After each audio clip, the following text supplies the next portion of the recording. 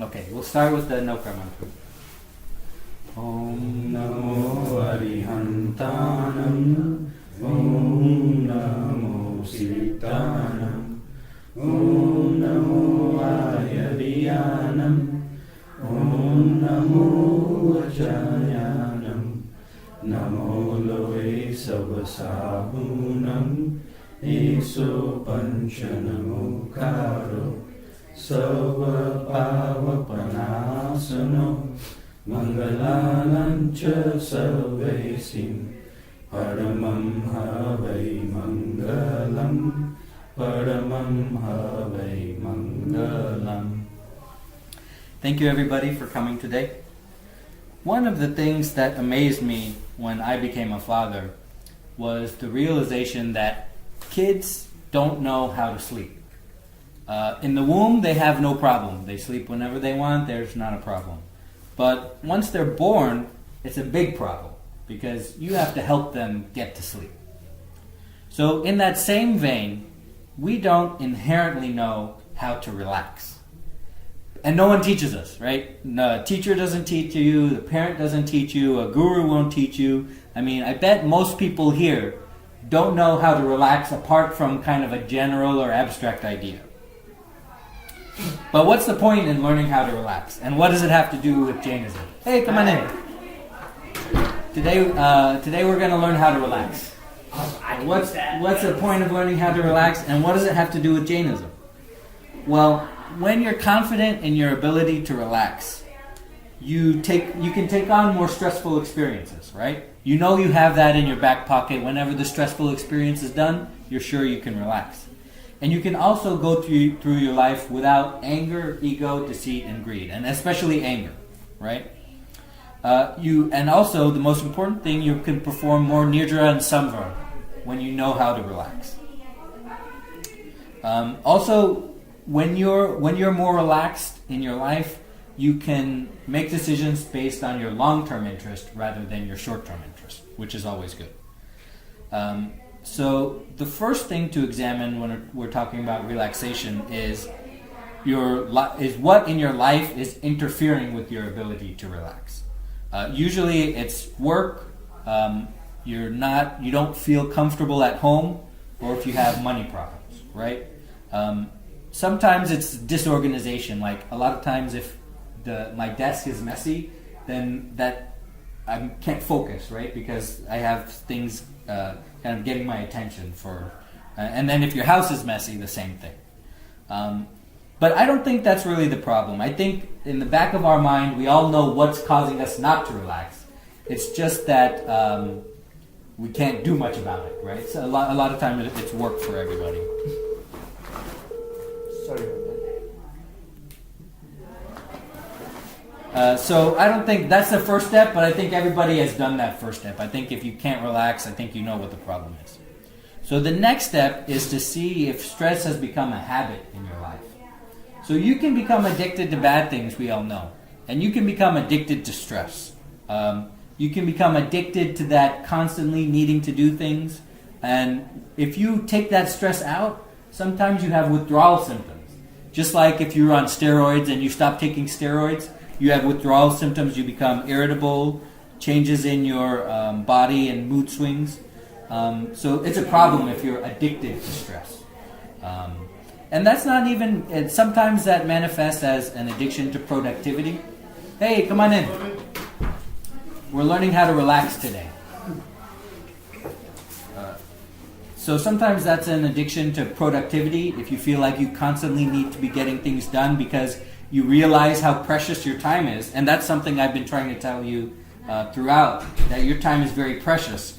But the problem is, once you realize that, when you're kind of stuck, let's say in traffic, you get even more angry because you realize how much time you're wasting, right? Once you start to appreciate your time. And a lot of times, we don't know we're not relaxed. We don't know what we're missing because it's this constant hum of stress in our life. And then when you finally are able to relax, and you think, do other people feel this way all the time? Is everybody walking around feeling like this but me? The answer is yes, probably, because you're addicted to stress and you don't know how to relax in your life, right? So questions or comments on that before we go? We're going to talk about short-term strategies to relax, long-term strategies to relax, and work strategies to relax. So before we get into that, so any comments or questions? Okay, so let's talk about short-term strategies to relax. So a lot of times we experience secondhand stress from people around us. Other people, especially our family, make their problems our problems. And in some respect, that's fine. That's what family's for, But in some respects, it's not fine. Especially when it's kids doing their last-minute project and they need help on it and you have to go out and buy a poster board. Well, they knew about the project before and, hey, come on in. We're learning how to relax today. So right now we're talking about short-term strategies for relaxing. So if that kid makes their problem your problem, well, that's an issue, okay? We have to be able to let our kids get a failing grade. Anybody here let their kids get a C or a D or an F because of something like that happen? No? Okay, so that's one way that kids make their problems our problems when they don't have to be. A lot of times there are, like you're talking about safety or whatever. But these kind of problems, it's okay to set boundaries in your life for. Okay, same thing with your wife. So this kind of secondhand stress, we can cut that out. Okay, we can cut out other people making their problems our problems.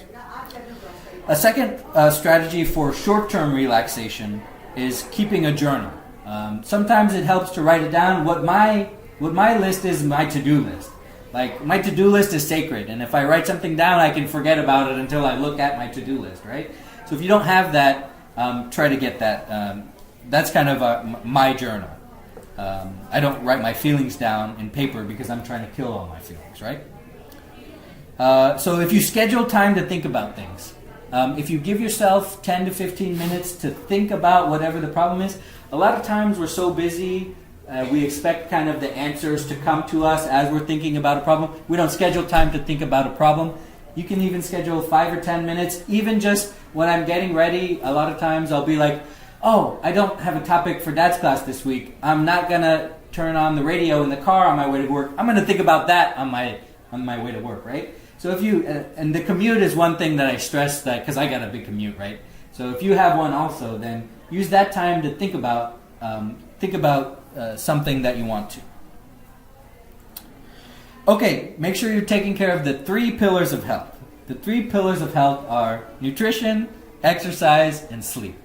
Okay? So my thing is sleep, because the kids wake up and they're coughing and they're like, Mama, Dada, and so that's my problem. So you may have a different one, whether it's nutrition or health or sleep. So if one of these things are lacking in your life, then the stress accumulates in your body and in your brain, and that will give you what's that kind of low level of stress throughout the day that I was talking about. Okay, while we're talking about exercise, let's talk about posture. A lot of times we don't realize that we have bad posture, and that accumulates stress in our muscles. And then just like everybody just kind of sat up right now, we need to remind ourselves to have good posture, right? And it's only when we're thinking about it. And so the answer to that, as I've been telling you this whole many classes now, is mindfulness, right? Be aware of everything that your body is doing, even when you're doing something else. And that's a problem, right? So this mindfulness is exhausting. Like, you're supposed to be aware of your thoughts, be aware of your body, be aware of who you're interacting with, be aware of what you're doing at work. It's a lot. But I'm telling you, your brain can handle it. Your brain can handle doing all of these things at once because your brain is a parallel processor, right? We have invented technology that surpasses our brain as far as serial processing, one after the other. But the brain is a parallel processor. We still haven't got as far as that yet on the brain. We're going to get better computers that do parallel processing better than the brain, especially when we have one chip farming out tasks to different chips, but we're not there yet. So you can do all of this all the time. You can keep track of your body. You can keep track of your thoughts. You can keep track of who you're interacting with and what you're saying. And you can keep track of the meta of directing all of those things in the direction you want towards your goal. That's a big ask. But when you see people doing something like that, you can tell there's something different about them. You can tell they're operating on a higher level than you are. Okay? And I've seen those people, and it's like, oh yeah, they're thinking and doing a lot of things at once and doing it well. So let's try to be like those people. If you're a workaholic, you got to stop trying to be a workaholic. Okay? Stop trying to, if you have to schedule downtime, schedule your downtime and schedule time when you don't have to be productive. Okay, so questions on that. Questions or comments on that. And so for the people that came in late, well, what does it have to do with Jainism? Well, when you relax, that's the best way to combat anger. And that's the best way to put yourself in a position to perform more samvar and more nirjara. Samvar is the blocking of karma, the blocking of the attraction of karma that binds to your soul. And nirjara is the burning of karma that is already bound to your soul. So when you're relaxed, you put yourself in a better position throughout your life to do all of these things. And that's, maybe you're wondering about the book, right? Timur, why aren't you talking about the book? Well, one of the reasons is that you got the book, so you can read the book. I know the hardest thing to do is to try to crack open the book when you're at home, but I want you to do that. And the other reason is I want to talk about really, really basic stuff to put yourself in the position to use the things from the book. Okay? The book is sort of advanced when you're talking about, oh, here are the 12 steps, and here's everything you can think about, and here are the 16 karma, and this is this, and this is that. Well, if we get all of this stuff straight in our mind, then when we do look at the book, we'll be more successful. So, questions on that before I move to the 5-step process in relaxation. Questions or comments? Okay, so here is what Psychology Today said are the 5 steps for short-term relaxation.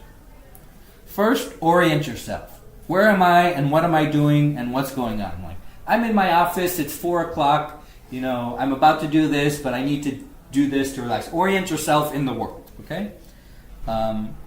This step may seem obvious, but when you're anxious, tense, and angry, you almost never think about those things. And this is one of the things you're always going to think about when you start practicing mindfulness. Step number 2, grounding, okay? How are you connected to your environment? So, are you sitting in your chair? Are you sitting on the floor? So you oriented yourself like where you are. But now how is your body sitting? Okay, what is your posture? What is around you? Are you at your desk? Are you sitting down? Are you lying down? Ground your body into your surroundings, okay? So once you have a good idea of that, step number 3 is slow down, okay? Bring your attention to what's happening inside of you. Concentrate on your breathing and your heart rate, okay? And try to slow those down. Okay, remember when we talked about the mind and the body connection? I forget which class it was. A lot of people think that the body follows the mind, but the realization is the opposite. When you put your body in certain situations, your mind follows it because it goes into a particular subroutine where that is what, your mind is like, oh, it's time for this now. So going like this. So the obvious example is if you don't feel like exercising, put on your clothes and go to the gym and tell yourself, if I don't feel like exercising when I'm there, I'm gonna leave. I'm gonna leave in 5 minutes. But after you put on your clothes and after you go to the gym, you start to get energy. Why? Because your mind is going into that subroutine. Oh, it's time to exercise now, right? So if you slow down, if you orient yourself and ground yourself, and you slow down, your mind will get into that subroutine of relaxation. Okay, so let's see. So step number 4, coaching. Okay, once you start slowing your mind and your body down, you start telling yourself things like, if you're tense or if you're experiencing problems, you say, I can get through this. I've been through worse things. I can get through this. Or think about some things, some actions or thoughts that you can take to help you with your problems. And step 5 is once you're done with that, you emerge. You calmly emerge from the world and you start interacting with the world again in that relaxed state of mind. Okay, so those are the 5 steps to short-term relaxation. So whenever we say, "Oh, take deep breaths and count to 10," well, what are you actually doing? I'd like to tell you specifically. Those are what you're doing. You're orienting, grounding, slowing down, coaching, and then emerging. So this is what I'm talking about when I said that most people don't know how to relax. Like, people are just like, "Oh, chill out for 5 minutes," or whatever. It's not like that. You have to know the steps and do the steps. And once you have that, you're in control of your life and you're in control of yourself. So questions or comments on that? What are you defining as short-term versus long-term? Day to day. Short term is day to day and long term is throughout your life.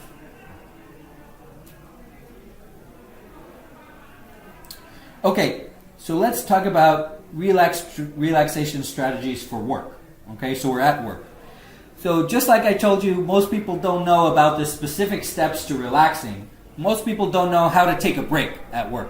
You have a time when you're on break or whatever, or you're taking a break. But what do? Like, maybe you go get a coffee, or maybe nobody knows how to take a break either. So we got to learn how to take a break. How do you take a break?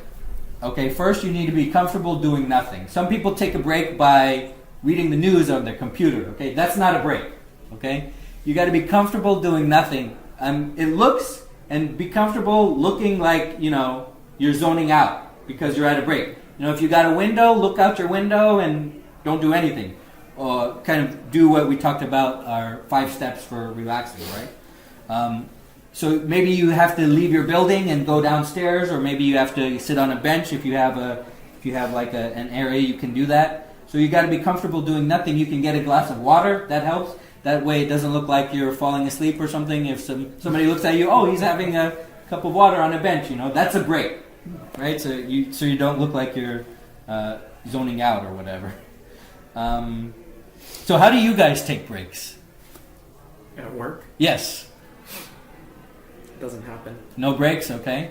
A lot of people. Walk outside. Walk outside, that's good. Like, get out of that zone. Right. So how do you take breaks now? I want to hear from you. So I guess if you do take a break, you shouldn't have interaction with anybody. Correct. Right. It has to be alone, right? Right. Alone. We normally have a coffee break. Yeah. All of us get out of the building, go to people who smoke, they smoke, and Yeah. then you just stand and chit chat. Yeah, I would say that is not a proper break. Okay, if it's with other people. Otherwise, then it's no break for you. Right? Well, it doesn't. I don't think it's gonna happen. Normally, just Yeah. if you do an errand, then I'm going for a break. I'm going for an errand, but outside of that, Right. How often should you take a break? It's different for everybody. I'm not sure. How often do you take a break? I have to do it Not often 5 enough. minutes every hour because I'm on my screen all the time. I'm on my computer all the time. So I have to do it 5 minutes every hour. 5 minutes every hour. Right. You have like a timer? Sometimes. Not every time. So the recommendation from a health perspective is that there's a 20-20 rule. So every 20 minutes, look away for 20 seconds and blink 20 times, Uh-huh. especially if one is staring at the screen for that long. Right. So personally for me, I do agree breaks, the way we are describing it doesn't quite happen. But especially like if I'm on a conference call or phone call or anything, like I'll turn away from the screen or I'll get up, I'll walk around and my office or cubicle is closer to a window. Right. So I'll look out and walk back and forth with my headset, and that kind of sort of relaxes me while I'm on the phone. And I won't say every phone I have to talk. There are a few where it's part of conference calls. So Yeah. you just Are you listen. here? Yes. Thank you. Besides the 15 other people, if they ask that question every 5 minutes. Or you appreciate. But that does help out because at least with the mobility and the ergonomics aspect to get off of the chair and healthy for your eyes too. Right. You gotta set a timer. I mean, you have to have something to remind you, because I get into the habit of just you start focusing on something and you lose track of time. Right. So, Yeah. and with this Apple Watch, it always tells you to stand up and breathe. I ignore it half the time, but it's Yeah. a constant reminder. Right? Yeah. Yeah, looking back, actually, what you say, 5 minutes every hour, that makes sense because I mean, when at least I was in India, my classes, even in college, were 50 minutes. And then the next one would start again at the top of the hour and be done in 15 But you minutes. didn't take a break. You were running 10 from one to minutes. another. That's a different story. I'm connecting it right now. Years later, that's good. Okay, so we're talking about relaxation at work. So one of the options is unplugging, like getting away from your computer and away from your phone. That's not possible with everybody, but if you try to do it, it will help. Just like we talked about setting boundaries at home, we have to set boundaries at work too. Learn how to say no and start getting things off of your schedule. So if you read the book 7 Habits of Highly Effective People, the author Covey talks about quadrant 2 strategies, which are long-term, I forget. Quadrant 1 work is immediate and critical. Quadrant 2 is not immediate but critical. And then quadrant 3 and 4. So he talks about how to purge all of your quadrant 1, 3, and 4 activities so you can concentrate on quadrant 2 activities. So I recommend that for everybody. And also, learn how to use your vacation. Okay, a lot of people, we don't use vacation. I'm guilty of that a little bit. Learn how to use your vacation and how to relax on your vacation. Okay, it's depending on what field you're in. Okay, it's okay to set the expectation that you won't check your email on your vacation, that you won't answer if there's an emergency, tell somebody to call you, something like that. It's okay to have that expectation. And realize that you are doing yourself a favor because you're going to come back ready to work, and you're doing the company a favor because you're going to be more productive if you take a vacation. Okay, so that's relaxation strategies for work. Questions or comments on that? You have one for home? Home. Okay, let's talk about home. I don't have one for home, but this is a discussion group, so let's talk about relaxation strategies for home. So we don't have to hide in the bathroom for 30 minutes a day, right? Every 48 minutes. Every 1 hour, 5 minutes. So the things that probably I'm guessing are causing us stress at home is people coming to us with their problems, right? Is that secondhand stress? Is that what we're talking about? What causes you the most stress at home? You tell me. I guess filtering kids out. Right? The kids are always coming up to you with, Dad, do this, Dad, do that, Dad, open this, Dad, can you fix this? And then you're trying to be like, I'm just trying to sit here. Maybe lack of time also to do stuff that you need to do. Right. Okay. The ability to create time. That is very important. That's one of the things we always talk about. We have our goals that we have, and then we don't have the ability to pursue our own goals because we're helping other people pursue their goals. Right? So one of the ways we can probably do it is to work in tandem. So if your kids are doing your schoolwork and one of your goals is you can sit at the table with them and you can say, this is the quiet table, this is where we study, then you can study along beside them and they're kind of connected to you, but you're kind of pursuing your own goal, perhaps at your computer too. One of the things that I like to do is we all kind of, the days start to blur into one another, and then time goes by very slow during the day, but very fast long term, and you kind of don't know where the last 3 months went, right? So one of the things that I like to do is every day you pick one thing that's going to be the highlight of your day, that you're going to create schedules around, and that you're going to set your boundaries around. So maybe one time it's, I want to do this meditation for 30 minutes today. And then, you tell your family to do that, and then they understand that let's get everything done, and then I'm going to do that, and then the kids are going to watch TV, and then that'll be my time for that day. Or maybe one of your things is, I'm really looking forward to this get-together, I'm going to do that, okay? So just every day you have one highlight that you set your boundary around.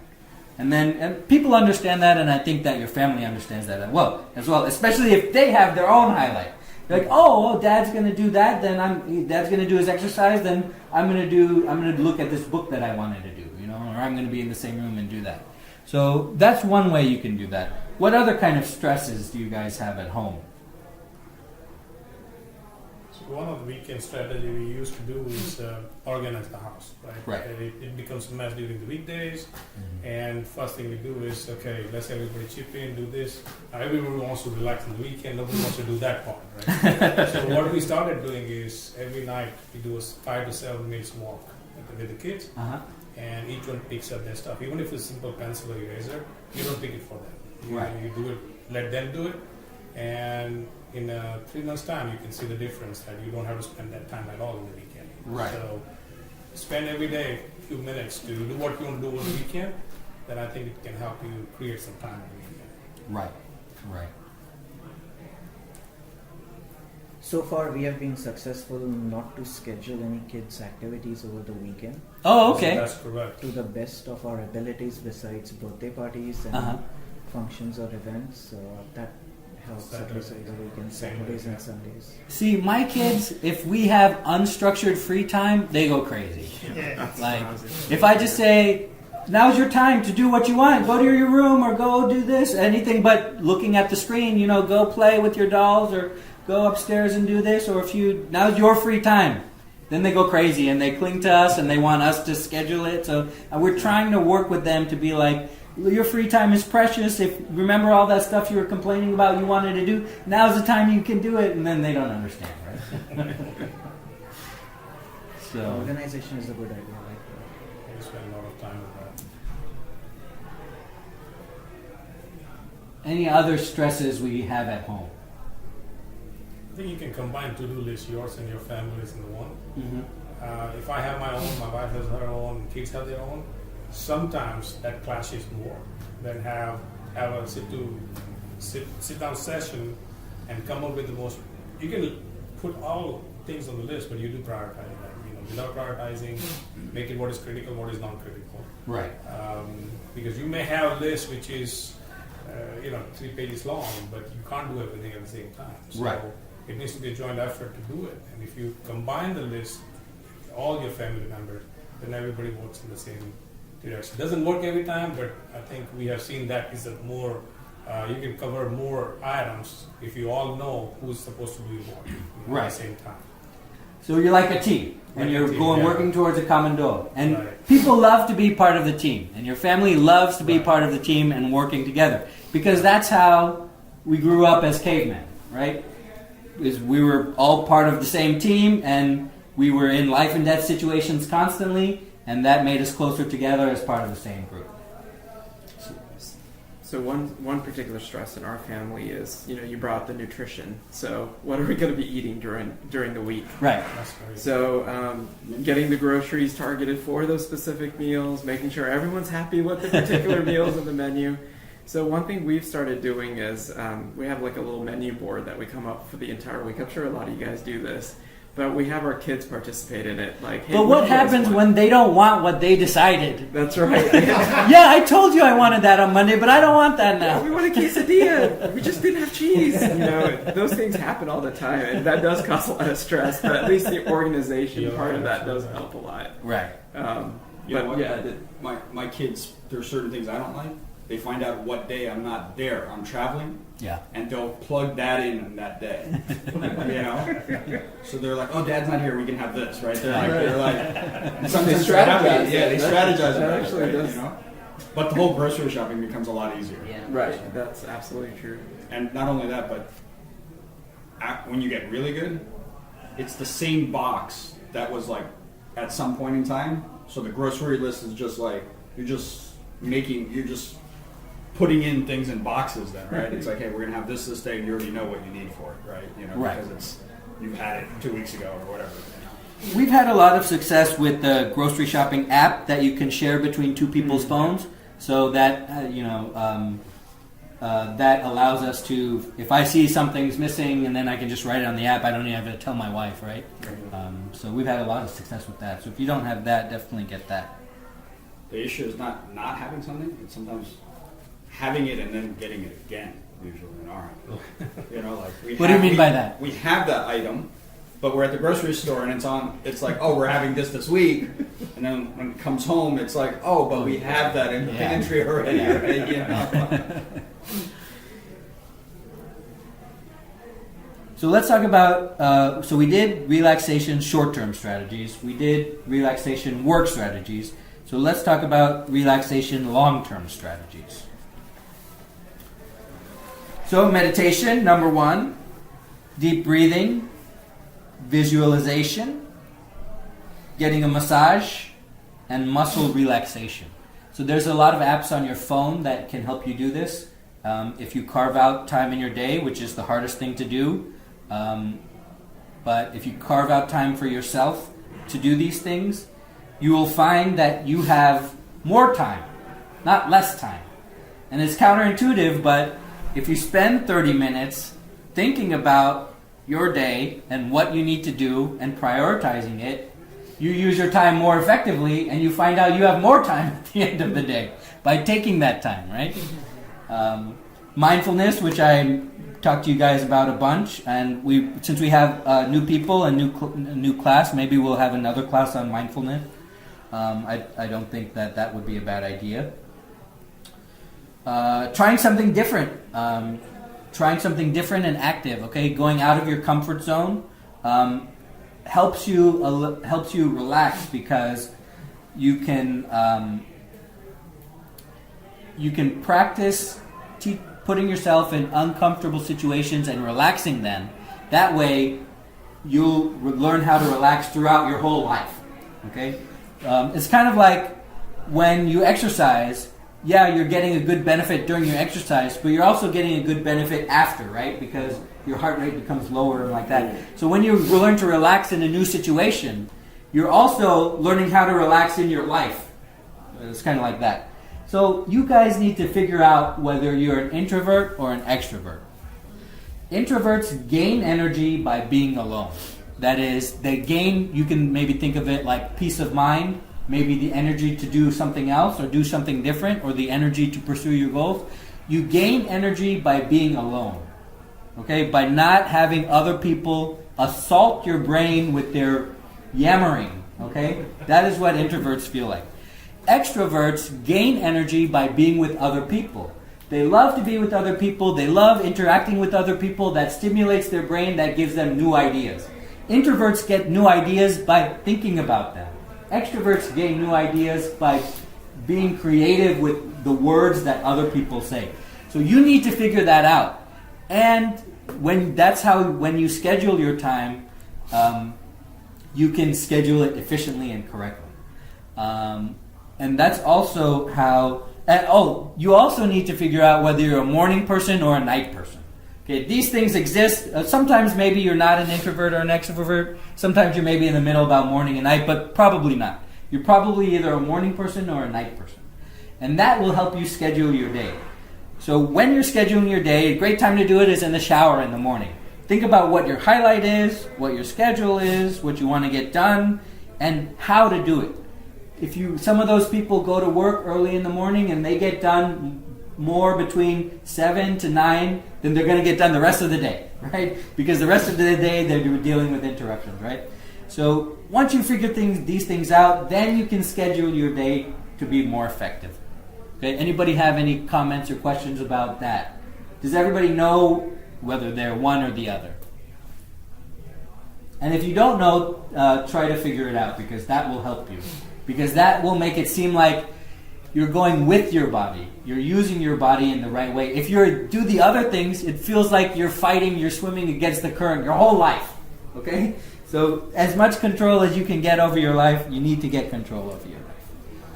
In the morning, I don't know if everybody goes through the same thing, but it's usually the most stressful part of the day. Oh, really? Okay. Because you need to make sure your kids are ready. Right. And especially in my case, both the kids are studying in 2 different schools, so they have to be dropped. Right. And it can become really chaotic. If you are late, or if you get up late, say by 15 minutes also, it screws up everything, right? Yeah. So I don't know, at that point in time, you talked about like thinking about it during the shower, but when I'm taking the shower, I'm more thinking about I cannot be late, because if I'm going along with a colleague, right, I need to be ready at that time. So, how do we come out of, or I don't know how others are managing, but with kids, especially who are still not independent. How old are your kids? 7 and 4. Okay. So who are not independent to get ready by themselves, Uh-huh. and they in the morning they'll have their own set of things to do, right? Of course. So I think this group is going to have a lot of good advice for you. Who wants to go first? About how to get more time and make the mornings less chaotic. A lot of the high-end CEOs, they actually the night before they handwrite a list of what they have to do. Okay? The solution resolves that when you go to sleep, your mind thinks about those things until the next morning, because if you don't write it down, you don't feel content that you did something with it. It's still in your mind. The moment you write it down, you've displaced it to a piece of paper that's on your nightstand. So that's one. And the second part is just get up early, man. even when I've seen cases when you and your wife have got up early enough, we'll say at 6 in the morning or maybe 5:45, still sometimes when it is that last 15 minutes, kids will go bonkers. They will do what they're not supposed to do in the morning. They'll take a book, they'll start reading. My kids, I mean, I tell them the night before when they go to sleep, we take out their clothes, we do certain things every day that now I don't have to do with them. Now I go upstairs and I see on their closet doors their clothes for the next day. So they are. If you give them those things, or if you work with them with those things over time. I mean, your kids are still small, so I mean, don't expect the world yet. But over time they'll start doing that. And I mean, we use Amazon Dot, and so they'll have like their morning wake up, and then 5 minutes later it'll go again. And so I mean, those type of things will help them wake up on time. But I think if you plan with them, hey, what do you have to do in the morning? What's the routine? Because routine is big, right? Like, you wake up, you make your bed, you take a shower. I mean, and they're different. My two kids are totally different. One wakes up and goes straight to the shower. One wakes up and makes their bed because they're thinking, should I get back in the bed? The other one's like, if I don't go in the shower, I'm going to go back to sleep. So it's totally different opposite. It may not work for the same thing. May not work for both. So what he's talking about at a high level is making decisions about the next day before, because that's where we get tripped up in the making of the decisions. If you pick out your clothes, pick what you want for breakfast the next day, make as many decisions as you can beforehand, the morning is likely to go smoother. I know we have other people with advice too. So in addition to that, we planned that way, but we started with making it fun, which is we have an assortment of snacks and we ask them, what do you want for snack in the school for your afternoon snack? So think from there. If they have choices, they start thinking that they'll get their own bag, and we get the clothes, and now slowly get them into the habit of snacks, clothes, and get them ready that way. So in the morning or the night? The previous night before. Okay. Yeah. The morning it's just wake up, breakfast, clothes, and then off you go. Yeah. Excuse me. I have No problem. Rest of the Yeah. airport, so- No, I understand. Sorry. Thank you. Thank you for coming. I know if you have to go, sometimes it's easier not to come, but thank you for coming. We want you to come all the time. Okay, so anybody else with advice about how to make the morning easier with the kids? Well, I'm a stay-at-home wife, so I just leave like early before the house. I don't stay around after 6:30. One thing I want you to try, and it's hard. It's very hard. But I want you to try to see if you can do it. Is have a relaxed morning by getting up earlier.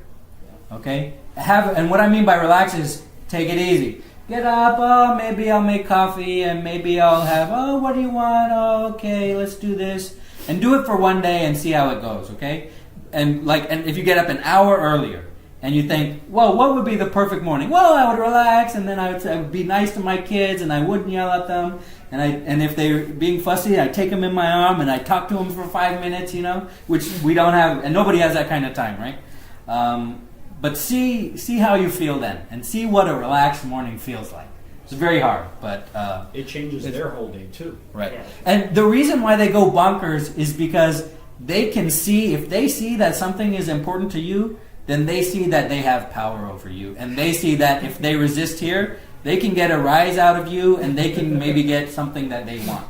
Okay, my kid does the exact wrong thing at the exact wrong time, Because, and I've seen it, because they see the changes in your face, changes in your voice, changes in your urgency, which you can't control because we're getting late, we got to go to the bus, you're not even dressed, blah, blah, blah, blah, blah.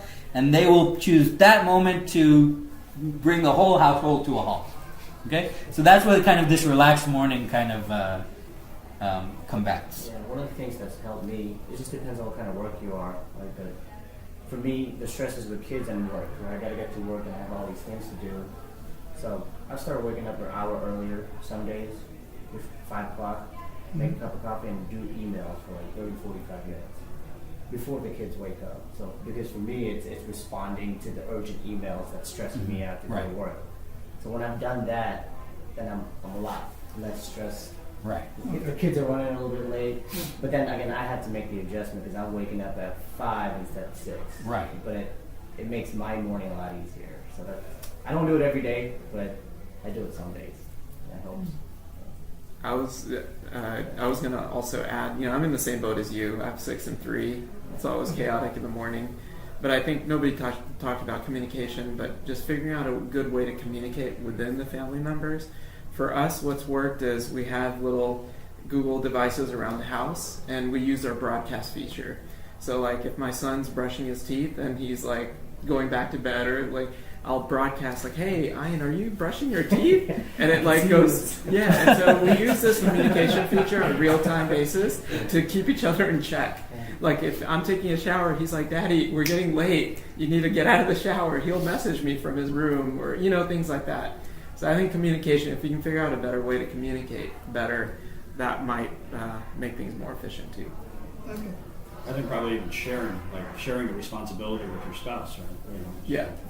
Like communicating between your spouse and you that, hey, can you do this much You and do I'll this. do this? That's right. Like I'll make lunch or breakfast and you go wake up the kids or That's whatever right. that is, right? Exactly. So Even giving responsibility to kids. I mean, if one day they don't take a snack or they miss something, they learn it. Let them do that way. you mean forget their lunchbox? Probably because they get emergency meals at school, I would say that's okay. In my case. Okay, so now we're going to do a little stunt, okay? So can you turn off the light, please? Sure. Okay, so everybody take out their phones. Take your phone out of your pocket. Okay, and I want you to turn it off. I want you to power down your phone, okay?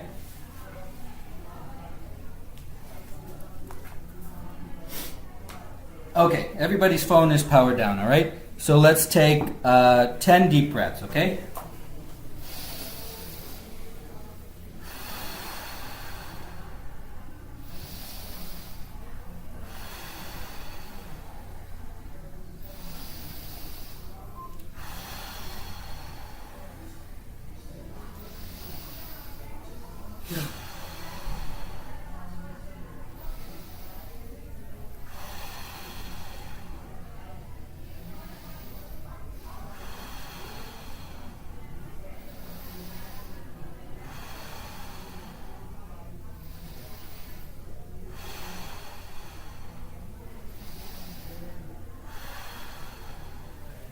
Okay, I'm not sure how many that is, but keep going if you need 10. Keep your eyes closed. Okay? So now your eyes are closed. You're breathing very deeply. The problem is you can't leave the room and you can't communicate with your family. Okay? Keep your eyes closed. Why? Oh shit, you died. So now how do you feel? You can't communicate with your family. You can't leave the room. Okay? Do you have a will? Did you tell your family you love them today? It's a problem, right? We don't get to think about the long term until we have a brush with mortality. So this is a little stunt designed to help you think about what your priorities are. What your life is like. You can't leave the room. You can't tell anybody anything anymore. Because you died. Well, now, Timmer, what are you talking about? This is, of course, I'm not dead. Of course I'm not going to die anytime soon. How do you know when you're going to die? You don't know when you're going to die. You just died. Okay? You don't know when you're going. Nobody knows when they're going to die. It could be very soon. It could be right now. Well, is everything in place? Is the money right for your family? For them to have whatever's in your bank account? Is the family situation right? Do you know that they're going to be taken care of? Do you know what they're going to do? Are they going to live with your parents? Are they going to live with their parents? Are they going to keep on at the house? Do you have a support system in place? I don't know. You can't do anything because you're dead. It's a problem, right? But these are the kinds of things that we have to think about. These are the kinds of things that we have to make sure that we take care of, because is the life you lived up till now what you wanted? And if not, why not? And if it is, why is it? You can't do anything. You can't leave this room. You can't talk with anybody, because your soul is on to its next life. And have you been doing the things that you need to do for you? And have you been doing the things that you need to do for your soul? So let's think about that, and let's take 15 deep breaths.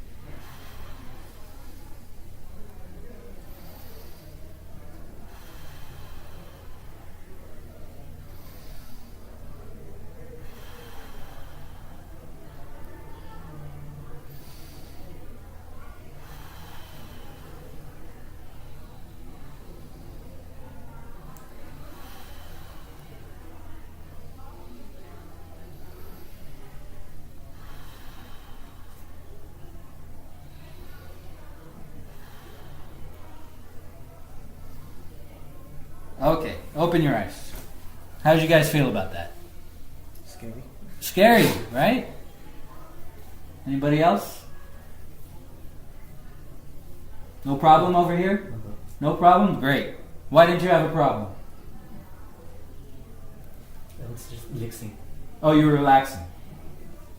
You weren't worried about what your family is going to do. They know what to do when you're done.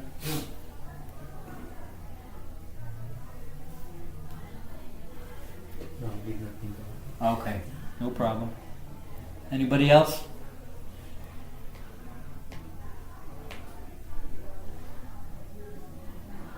It's tough, right? But this is your life, right? This is what I mean by not getting caught up in the day-to-day and trying to be mindful about the long term of your life. Like, it's so hard to realize. I think most people don't realize that they're going to die. They know those words, and they know, but they don't know the meaning behind those words and what that means to their life.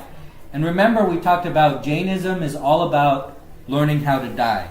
It's about learning how to cope with chronic pain, learning how to cope with not being able to do everything you want, learning how to cope with weird positions, learning how to cope with less food, learning how to cope with less mobility. The more you learn about Jainism, the more you realize it's all in preparation.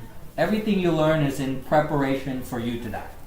And so a lot of people don't realize that until, they have a heart attack, until, they're in the hospital for 3 weeks, which is an unusual situation, and they're not doing their daily routine for 3 weeks, until they have that kind of brush with mortality.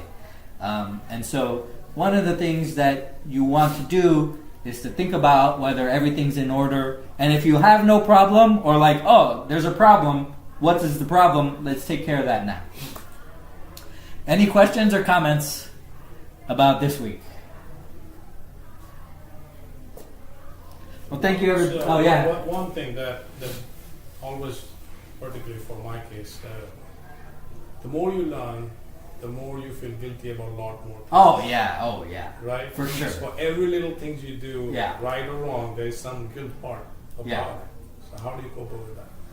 So you cope with the guilt by saying, well, I accept the consequences for my actions, and I know how to do this, and I am slowly but surely walking the path, and I'm making slight changes in my life, so I won't feel that guilt anymore. Just like we talked about, when you start to understand how precious your time is, that in fact makes you more angry about things that waste your time than less angry. Right? When you start to understand it. So when you start to understand about how your family is stressing you out and how your work is not letting you follow your own goals that you set for your life, you start feeling guilty about, and all parents know this, you feel guilty when you take time for yourself. Okay? But no one else is responsible for your soul but you. Your family is not responsible for your soul. You are responsible for your soul. So when you start to feel guilty, say, hey, listen, 30 minutes a day for my soul is not anything to feel guilty about. And then once you have that boundary, 30 minutes a day can change your life. I sound like a motivational speaker right now. I sound like something like that. But 30 minutes a day can change your life if you do it every day. Okay? So, and a lot of people don't realize it. And that's why all motivational speakers sound the same. Because they understand like a basic truth that nobody else understands. And I'm not saying I am the right person to proselytize this for you. This is a discussion, right? I'm a leader of a discussion, and I hope that we get practical help like we did here. And I want you all guys to feel comfortable about talking. But the reason that they sound the same is because there is a basic underlying truth to that. And you don't have to feel guilty about 30 minutes a day. And when you realize that, that will help. Questions or comments? Thank you everybody for coming today. I really had fun. I don't think there's class next week, but check the WhatsApp group and we'll confirm that. Like because of the Diwali program. Yeah.